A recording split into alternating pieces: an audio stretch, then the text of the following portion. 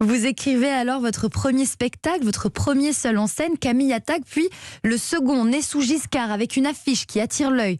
Vous êtes en maillot de bain, cocarde sur le sein, tiare sur la tête. Et grâce à ce spectacle, vous dînez avec Valéry Giscard d'Estaing. Exactement. Il s'est pointé en fait. Hein. Il s'est pointé. Vous étiez prévenu, non? Son assistante, sa secrétaire a appelé une semaine plus tôt en disant est-ce qu'on peut prendre une place pour Valéry Giscard d'Estaing.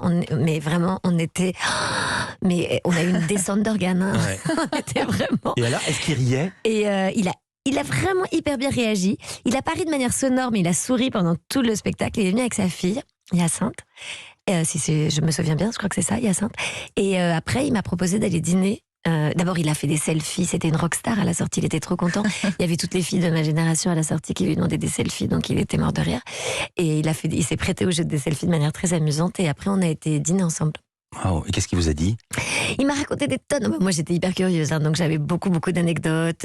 Je voulais à lui demander. Je voulais qu'il raconte plein de choses. Simone Veil. Je voulais qu'il raconte Françoise Giroud. Je voulais qu'il raconte comment est-ce qu'il a intégré les femmes à son gouvernement. Comment, alors qu'il a cette image il avait cette image de patriarche. En fait, il était très. Finalement, il a fait des avancées en termes de société énormes, Giscard. Et il a cette image un peu ringarde ou un peu machin, alors que vraiment, c'est un type qui a changé la société assez profondément.